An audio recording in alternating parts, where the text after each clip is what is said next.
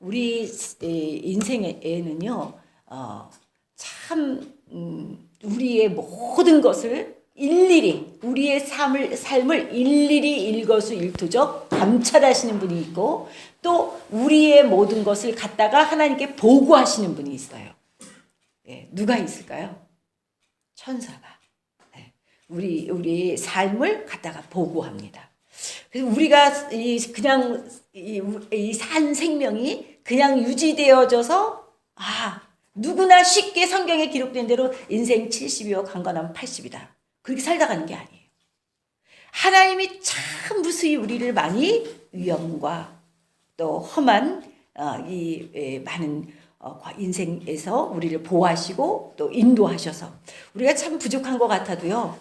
이 악한 원수마귀가 진치고 있습니다. 아주 강하게 진치고 있습니다. 그 강하게 진치어서 악한 마귀가 누군가를 잡아서 자기 편을 만들려고 대들면은요. 인간의 힘으로는 헤쳐나갈 방법이 없어요. 못 이깁니다. 그러니까 예를 들어서 세상에서는 안 좋은 꿈을 꿉니다. 간밤에 진짜 어디서 무슨 아주 막 악한 뭐가 덮친다든지 큰 사고가 나서 그런 위험에 처한 꿈을 꾸잖아요. 그러면 세상 사람들은 그 꿈을 꾸고 났어요. 어떻게 하면 이길 수 있을까요? 아주 어저께 꿈자리가 너무 불길하고 너무 막 소름 끼치고 무섭고 막 이랬어요. 그래서 그거를 자꾸 깨고 일어났는데 만약에 우리가 보편적인 예수 믿기 전에 상태라면 어떤 방법으로 그것을 이길 수 있을까요? 이길 방법이 없습니다. 그래서 뭐 하는 것밖에 없냐면 이제 1년 이게 해외 대회 되면은 한국에선 대부분 토정 비결 같은 거 보러 가잖아요. 그러면 이제 물가에 가지 마십시오. 불 옆에 가지 마십시오. 그런 얘기를 한단 말이에요. 그러니까 뭐예요? 당신이 이번에 강의 위험이 있을 수 있습니다. 물의 위험이 있을 수 있습니다. 불의 위험이 있을 수 있습니다. 그런데 뭐예요? 지켜낼 곳은 없다는 거예요. 미리 알아도. 내가 미리 앞으로 되어질 일 가운데서 어떤 안 좋은 일을 만났어요. 근데 그거를 헤쳐나갈 방법이 이 세상에는 없는 거예요. 교회 밖에는 없습니다.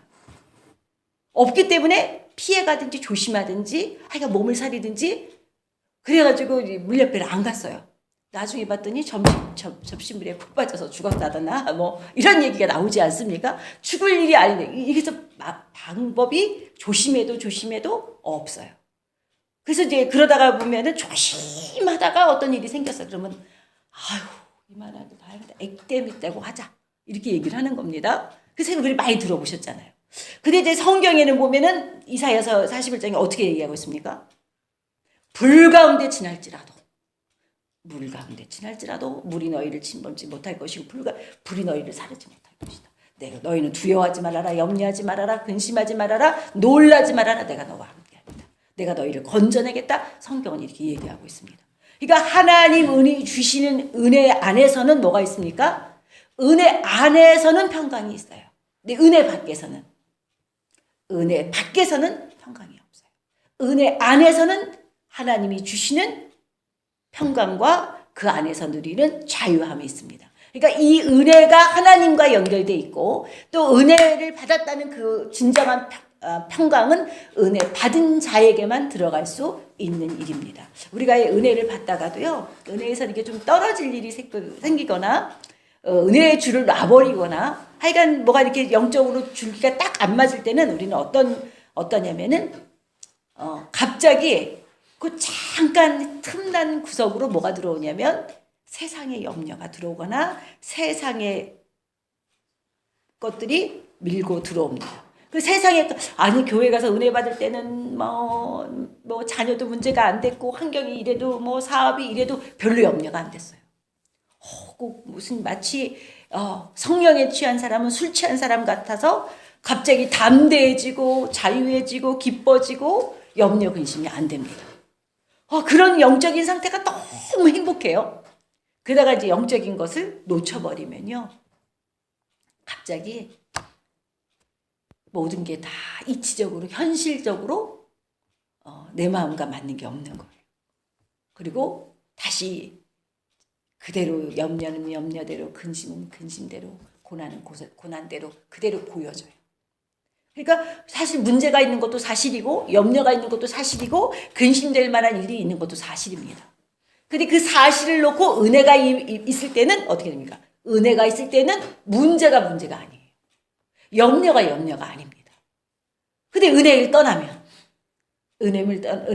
떠나면 그대로 막을 방법이 없고 헤쳐나갈 방법이 없고 그래서 많은 사람들이 환경 가운데 절망하거나 낙심하거나 또 그러면서 이제 많은 그 선진국으로 가면 갈수록 사람들이요 도시화돼가고 선진 문명화되어 가고 또 과학이 발달하면 발달할수록 사람은 혼이 깨어납니다.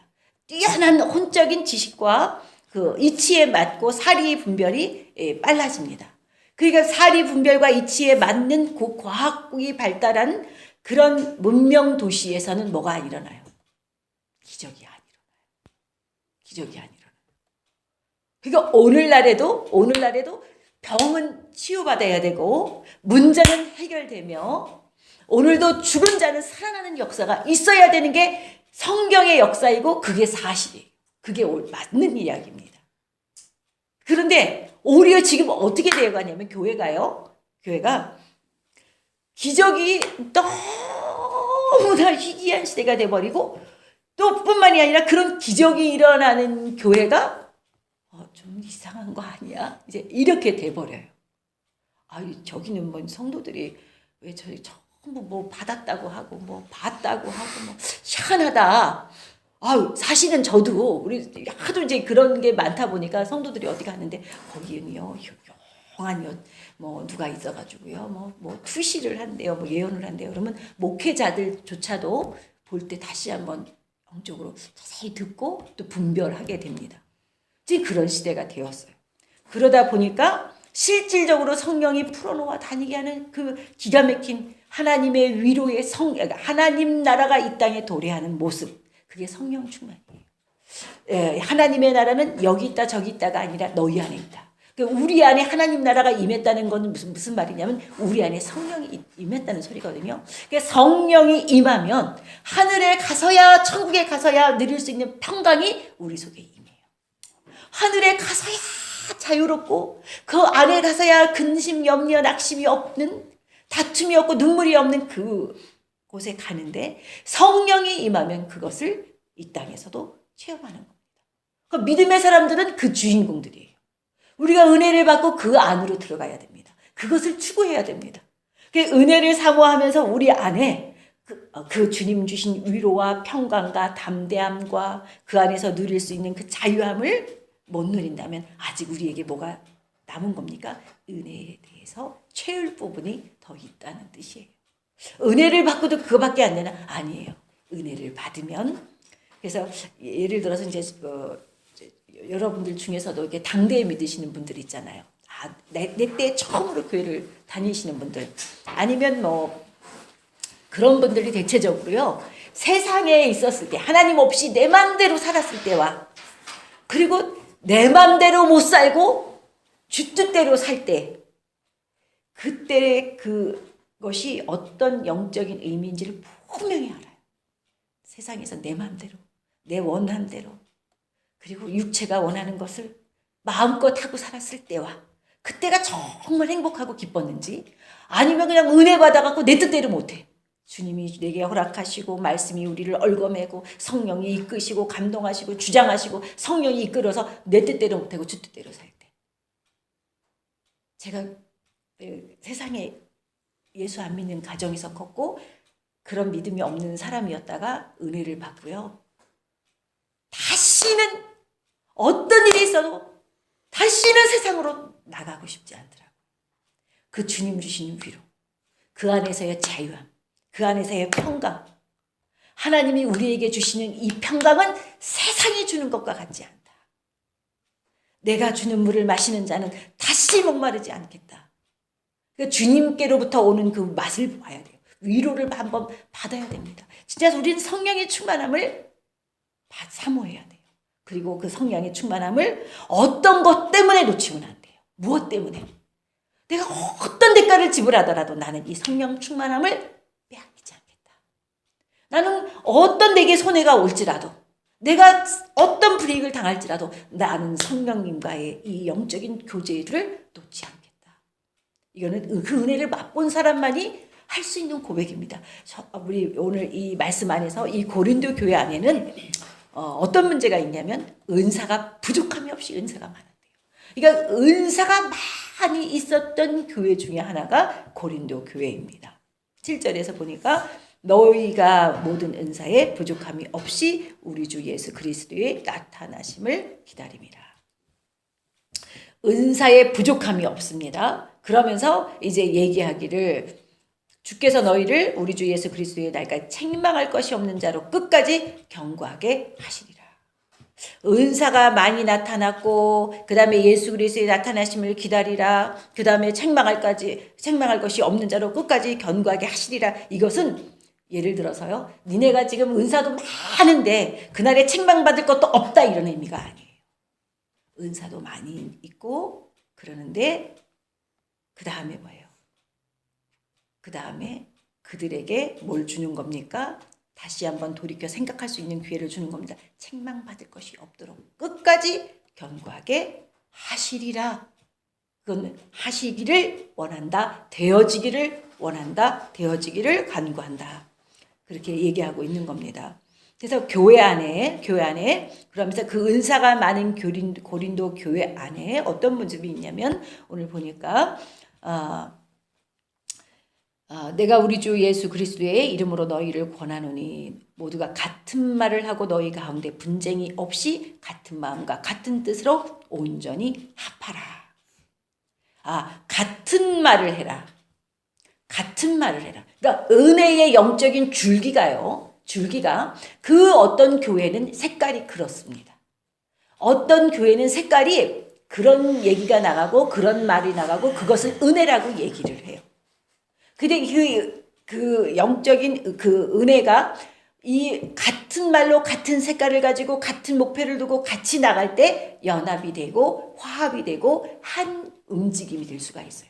근데 은혜라고 생각하는 분야가 다르다든지 보는 시야가 다르다든지 언어가 다르면요, 당연히 그 안에서 뭐가 있게 되냐면 분쟁이 있게 되어 있습니다. 그러니까 같은 말을 할 때에 같은 언어, 같은 색깔의 영적인 언어가 공통으로 움직여질 때에 우리도 여기 와서 보니까 하나님이 제일 처음에 민족을 가릅니다. 민족이 딱 갈라지게 되고 언어가 달라지게 되는 사건이 있죠. ESL이 생기게 된 사건이라고 얘기를 했죠. 바벨탑 사건이요. 그 바벨탑을 지어서 하나님께 스스로 성을 쌓아서 하나님께까지 가고 그 스스로 높은 성을 쌓아서 우리가 이제 노아의 홍수 때와 같은 이런 심판을 우리가 면하자, 이런 의미로 바벨탑을 쌓을 때 하나님이 거기서 첫 번째 하신 게 뭡니까? 말을 다르게 해버렸어요. 언어를 흩어버렸습니다.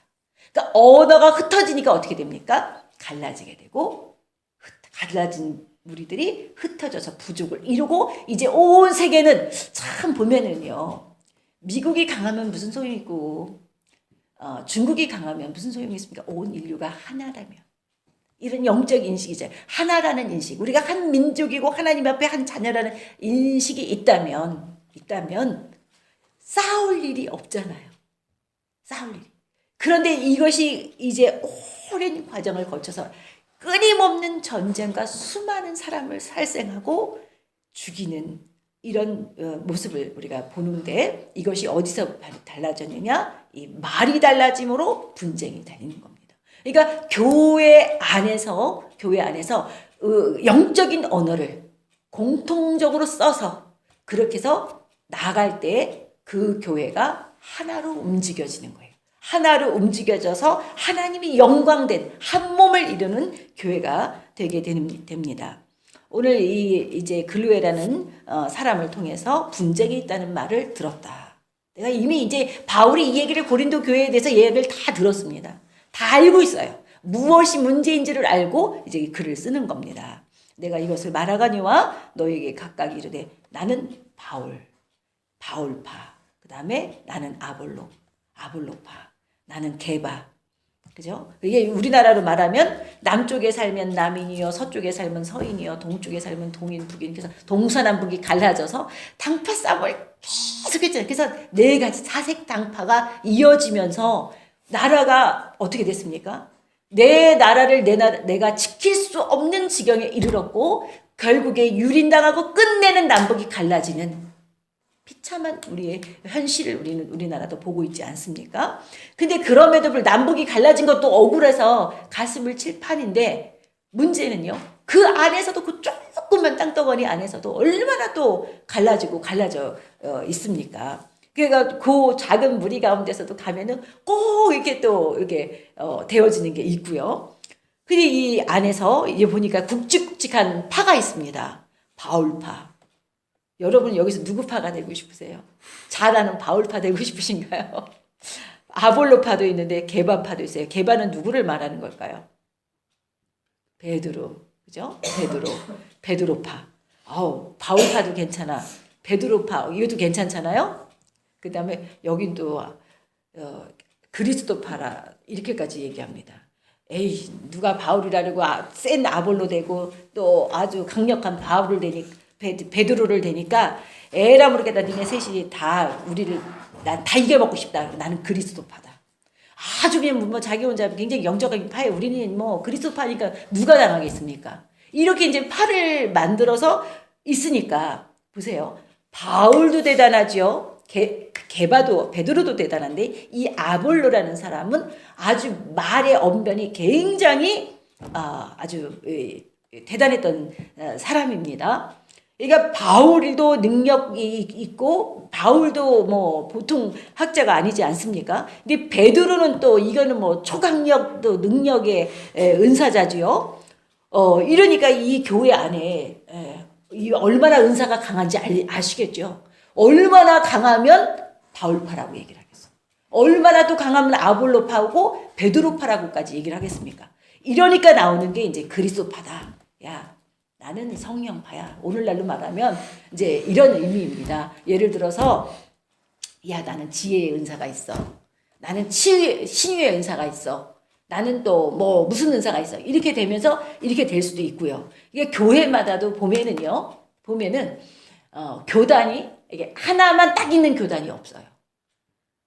예장이 있으면 기장이 있고, 우리가 기성이 있으면 예성이 있고, 그죠? 순복음도 한국에서 파가 하나가 아니죠. 몇 개예요, 사실은요. 4개 정도 파를 가지고 있습니다. 근데 대단하게 뭐 아주 이렇게 무슨 큰 뭐 저게 돼서 나눠지는 게 아니에요. 그러니까 예를 들어서 이와 같이 작은 거 하나하나에 어떤 것을 두고 이제 이 파가 갈라집니다. 이 파가 갈라지는 것에 대해서 이 파가 갈라짐으로 인해서 각자 맡은 일을 다하고 소명을 다해서 그래서 서로를 세우면서 연합이 된다 그러면 아무 문제가 없겠죠. 근데 지금 이 고린도 교회 같은 일들이 얼마나 지금 교회 중에 아마 80%는 이런 문제 때문에 굉장히 교회가 갈라지고 또 갈라지고, 그죠, 집사님? 여기 교회가 많이 갈라졌다고 그랬죠? 몇 명 안에 5명 모이면 2명, 3명 갈라지고 10명이 모이면 3명 갈라지고 이래서 물론 이제 그러면서도 초대교회는 이런 일이 있었어요. 우리 한국에 이제 초대교회가 막 성령의 역사는 폭발지는데 신학교를 통해서 나오는 주의종 자체가 부족해요. 그 주의종들이 신학교를 통해서 신학생이 배출해서 나오는 이 속도보다 성령의 역사가 불같이 그냥 확 원자폭탄처럼 떨어져갖고 막 번지기 시작을 하니까 어떻게 되냐면 저기 강원도 오지에서 은혜 받으러 장에 나왔다가 은혜 받은 사람이 들어가서 그곳에 교회를 세워요. 교회를 세우는 게 아니야. 그냥 본인이 성령에 충만해지니까 성령 충만한 성령을 모신 사람이 뭐라 그랬죠? 교회라 그랬죠. 그 사람이 가서 복음을 증거하니까 똑같이 불이 붙어서 그냥 한 무대기에 교회가 또 세워지는 겁니다. 이런 식으로 막 되어지면서 교회가 부흥을 해요. 그 다음에 또 한 가지는 그 안에서 2명, 3명이 나눠져서 갈려지면은요, 그걸 통해서 또다시 가서 또 불을 붙여서 교회가 한국의 교회가 갑자기 근 100년 안에 교회가 안 세워진 곳이 한 군데도 없을 정도로 폭발적으로 그렇게 아주 부흥을 이루었습니다. 그러나 이제 이 안에서 일어나는 이런 분쟁은요, 이런 이 고린도 교회 안에서의 이런 상황이라면 이건 좀 다른 거예요. 예를 들어서 바울이 쫓기면서 복음을 증거하고 또 다른 데 가서 복음을 증거하면서 그 불이 성령의 말씀에 씨가 떨어진 곳이 교회가 되고 또 다니면서 전도한 곳이 교회가 되어진 이런 상황하고 이 지금 안에서 모인 자들 중에 이렇게 분쟁과 분파와 이런 일이 있다는 것은 이건 좀 다른 의미입니다. 그래서 이제 바울은 이 부분에 대해서 깊이 기도하고 교회를 향해서 권면하는 겁니다. 그리스도께서 어찌 나누었느냐. 바울이 너희를 위하여 십자가에 못 박혔으며 바울의 이름으로 너희가 세례를 받았느냐. 그러니까 결국에는요, 이 말은 무슨 말이냐면 바울 자신을 얘기합니다. 내가 너희를 위하여 십자가에 못 박혔으며 내가 너희를 위하여 너희가 내 이름으로 너희가 세례를 받았느냐. 우리가 결국에는 하나님이 우리에게 주신 각양의 은사가 어떻게 넘친다 할지라도 저는 여러분들이 모두 그런 은사의 주인공들이 되시길 바라고 그런 은사가 있기를 진심으로 축복합니다. 여러분에게 지혜의 은사가 있으시고 지식의 말씀에 깨닫는 은사가 있으시고 여러분들이 기도해서 병을 고치는 은사가 임하시기를 간구하고 여러분들이 나가서 복음을 증거할 때 성령의 역사심으로 그와 같은 은사들이 임해서 하나님의 영광을 드러내는 그런 우리 지체들이 되기를 원합니다. 그러나 우리에게 주신 이가 누구냐면 내게 그 은혜를 주신 주체가 누구냐면 그리스도예요. 그것은 누구 때문이 아니라 우리 서상영 성도님이 주일날 머리가 아프셨다 기도를 받고 나셨어요. 병을 고친 주체는 하나님이세요. 우리는 도구일 뿐입니다. 항상 그 통로 있죠. 통로되는 것. 통로이고 그 어떤 사람에게 어떤 문제를 해결해 주신 주체는 누구냐면 그분은 그리스도세요. 이거는 바뀔 수 없는 일이에요. 우리가 나가서 어떤 일을 행하고 어떤 기적과 이적이 베풀고 죽은 자를 살려놨다 할지라도 그를 사랑하는 건 누구냐면 그를 사랑해서 병을 고쳐주시고 문제를 해결해 주시고 죽을 병에서 낫게 하신 분은 누구시냐면 하나님이세요. 이 안에서 우리가 이 성도들이 그런 영적인 인식으로 가득 차 있을 때 나는 하나님께 응답을 받았구나. 하나님이 나를 아시는구나. 나의 아픔을 아시는구나. 내 고난을 아시는구나. 내 문제를 아시는구나. 하나님이 나를 붙잡아 주셨고 나를 인도해 주셨고 나와 함께 하시는구나. 이게 포인트입니다. 이게 포인트이라면 사실은요. 모르면 성도들은 물론 초신자들은 모르면 이럴 수 있어요. 내가 바울이 와서 기도했을 때 내가 응답을 받았어요. 베드로 사도가 왔을 때 내가 이런 일 치료를 받았습니다. 이럴 수 있어요. 그러나 그렇더라도 우리는 전부 누구에게 속한 자냐면 그리스도에게 속한 자예요. 오로지 그리스도가 우리를 부르셨고 우리를 택하여 부르셨고 우리를 어머니 뱃속에서부터 태에서 불러내셨고 작정하셨고 그렇게 하나님이 우리를 이끌어내신 겁니다. 그러니까 결국에는 우리는 하나님의 자녀들이에요. 우리가 어떻게 하나님의 손안에서 어떤 과정을 통해서 왔다고 할지라도 그 과정을 다 허락하신 분은 하나님이시고 또 아시는 분도 하나님이십니다. 그래서 바울은 이제 앞에서 1절부터 이렇게 쭉 내려오면서 칭찬인지 아닌지 또 이렇게 좀 아리까리하게 이렇게 얘기를 하잖아요. 본론적으로 하고 싶은 말이 있다는 겁니다. 지금 본론적으로 이들에게 이 교회의 문제에 대해서 지금 바울이 하고 싶은 이야기가 이겁니다. 그리스도가 어떻게 나뉘었냐. 교회 안에는 오로지 누구만 있어야 돼요? 예수님이 있으셔야 돼요. 교회 안에는 누구만 영광을 받아야 됩니까? 예수님이 영광 받으셔야 돼요. 우리는 모두 다 누구 파예요? 예수님 파예요. 우리는 다 누구 체질대로 예수 믿어야 돼요. 누구 체질대로 신앙생활 해야 돼요? 예수님 체질대로. 그러니까 우리는 우리의 체질대로 우리의 기질대로가 아니라 예수님 방법대로 예수님처럼 예수님 원하시는 대로 그렇게 가는 겁니다. 그래서 어찌하든지 우리는 우리의 삶을 통하여 예수님이 나타나시고 우리가 은사가 필요한 것도 뭡니까? 예수님께 영광 돌리기 위해서. 내 힘으로 안 되더라고요. 내 방법으로 안 되더라고요. 내 노력과 애씀으로 안 되더라고요. 주의 일이 안 되더라고요. 그러니까 우리에게 은사가 있어야 되는 건 뭐냐면 결국 은사 받아서 하나님 뜻대로 하나님 영광을 위해서 쓰임받기 위해서 필요한 것이 뭐예요? 그것이 은사예요. 그것이 은사이기니까 우리 성도들에게 그런 은사가 많다면 얼마나 나가서 막 말씀을 한번 증거하는데 성령이 보증하시고 역사하시니까 그냥 뭐 심령들이 막 우리 엄주사님 밥 먹고 딱 한마디 딱 하고 이제 전도해 오시는 거예요. 그런 은사가 그죠? 그러니까 기도밖에 없죠. 그래서 우리 저와 여러분이 나가서 복음을 증거하기 전에 내 안에 영혼들을 향한 뜨거운 마음이 있어야 돼요. 그 영혼을 정말 이 영혼을 여러분들이 한 영혼을 교회에 데리고 오는 거예요. 쉬운 일이 아니에요. 한 영혼을 데려다 놓고 그 영혼에 대해서 그 십자가를 감당해줘요. 그 십자가를 감당해주고 그 주님 안에서 그 마음으로 우리가 그를 위하여 내가 회개할 자인 것처럼 대신 회개하고 그리고 그렇게 나갈 때에 주님이 영광을 받으십니다. 그러니까 결국에 이 고린도 교회의 그 풍성한 은사는 결국에 그 일을 통하여 그 고린도 지방이요 상업도시예요. 무역도시입니다. 배가 들라드는 항구도시입니다. 이게 얼마나 그때마다 뭐예요? 오지에서는 보도 듣다 사람들이 순진하잖아요. 오지에 사는 사람, 시골 사람들은 순진해요. 근데 도회지로 갈수록 사람들이 얕고 약을 뿐만이 아니라 이 상업이 발달되고 무역이 발달되면 어떻습니까? 문화가 타락한 문화가 많습니다. 이 뒤에 보면은 참 여러 가지 문제가 많아서 아주 그 조목조목이 이제 하나씩 얘기를 하고 있는데 그런 지역에 있는 교회예요.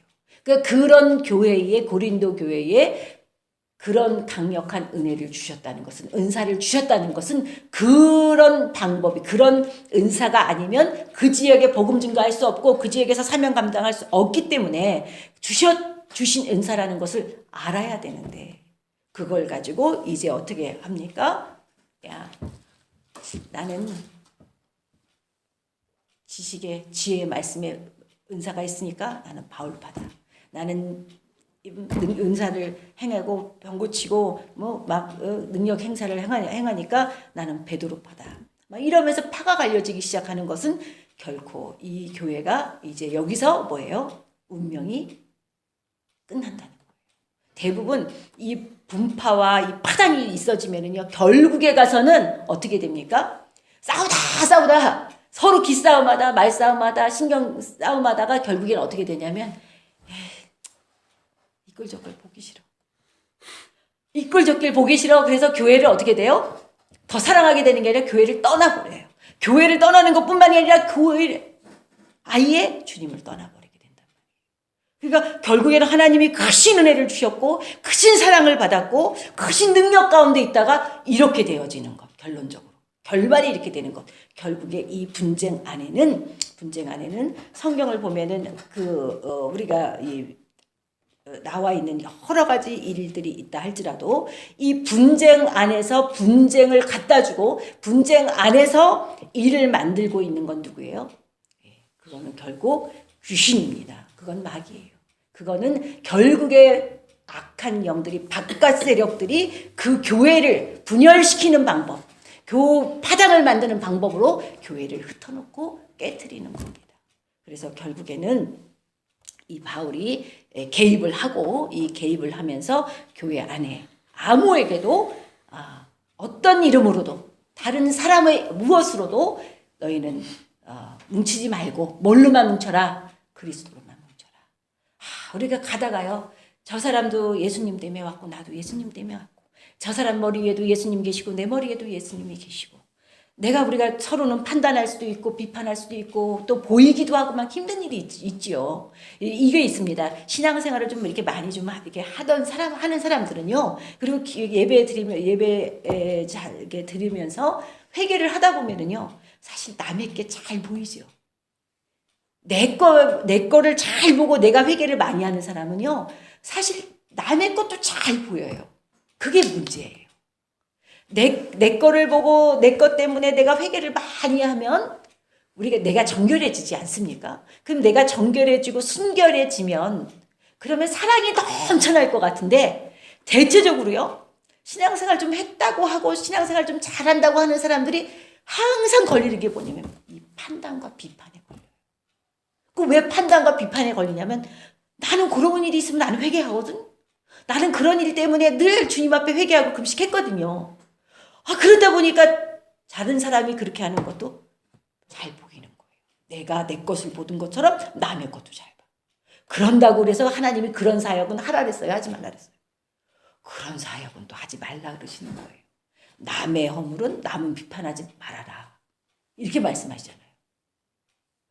남의 것은 판단하지 말아라, 비판하지 말아라, 정죄하지 말아라 이렇게 말씀하시고 회개는 누구에 대해서만 하래요? 회개는 나에 대해서. 그리고 또 한 가지 남의 약점이 발견되거든 감당을 해주라는 거예요. 성경은.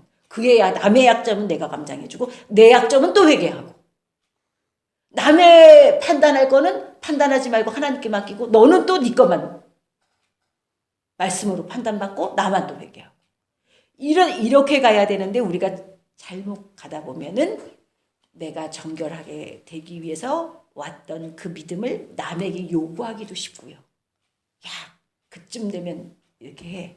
이렇게 되게 요구하기도 쉬워요.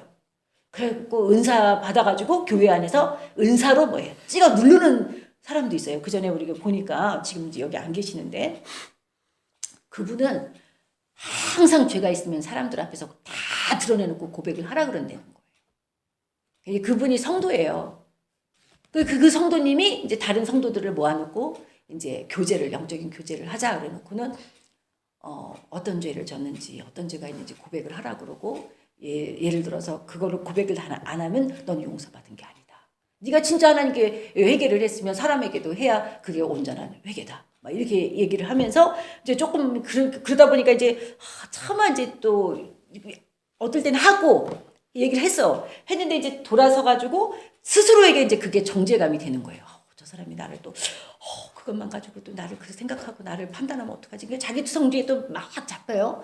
그래서 이제 그걸 가지고 가서 또 고백을 합니다. 내가 이랬어요. 그랬더니 너는 그래도 아직 그 온전히 회개가 안 된 거대. 그러면 또 찍어 누르는 거예요.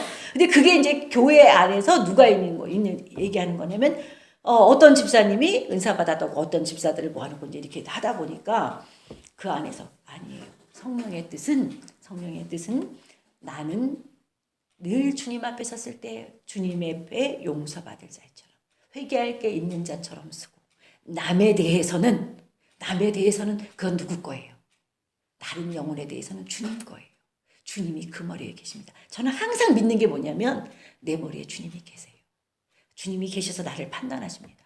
근데 문제는요. 항상 모든 사람의 머리 위에도 다 주님이 계시다는 거예요. 그 주님이 용서하셨으면 주님이 이해하시면 주님이 참고 계시면 주님이 인내하고 계시면 우리는 할 말이 없는 거예요. 우리도 인내하는 거예요. 주님도 인내하신데 주님은 인내하시고 우리는 못해. 주님은 용서하신데 우리는 용서 못해. 이거는요. 어불성설이에요. 나를 용서하셨으면 내 죄를 용서하셨으면 다른 사람도 용서하십니다. 나를 허락하셨으면 다른 사람도 허락하세요. 나에게도 그걸 깨닫게 하셨으면 다른 사람에게도 깨닫게 하십니다. 예전에요. 제가 새신자를 데리고 교회를 가면은요. 어떤 적이 있었냐면 제가 은혜를 못 받아요. 혹시 데려간 저 사람이 은혜 못 받을까 봐.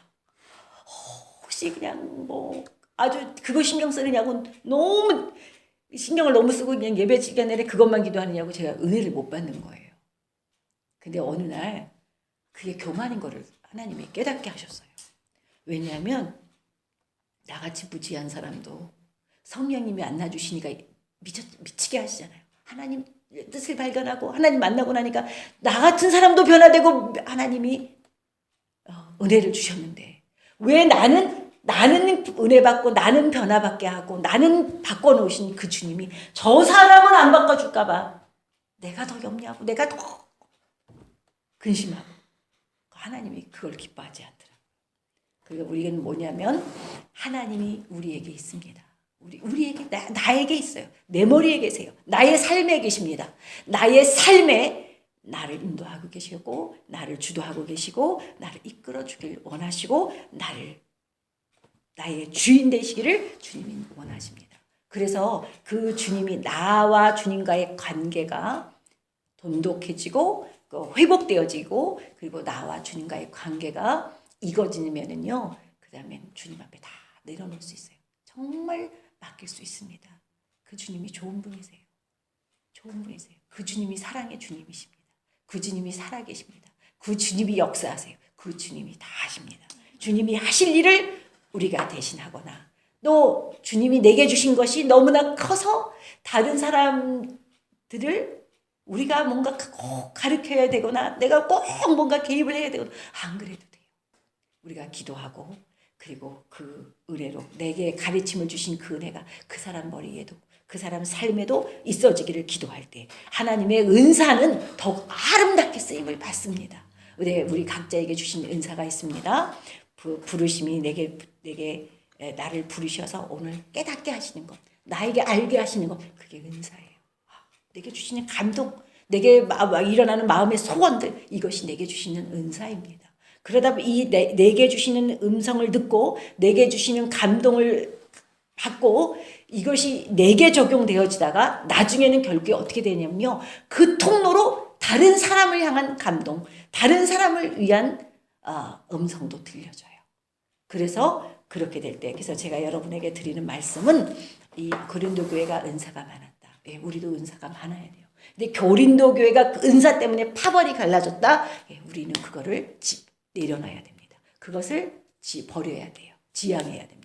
우리가 추구해야 되는 거는 하나님의 은사를 풍성히 받되 그 은사를 사모하되 그 은사가 아름답게 주의 영광을 위해서 하나님 교회를 떠받치고 하나님의 영광을 위해서 쓰임 받을 수 있도록 우리가 이와 같이 주님을 신뢰하고 내게 주신 은혜로 남을 살리고 영혼을 살리고 세우고 희망 주고 용기 주고 새롭게 하고 더 십자가 앞으로 가까이 올 수 있도록 우리가 그렇게 아름답게 쓰임받는 저와 여러분 되시길 바라면서 오늘 이 말씀을 드립니다.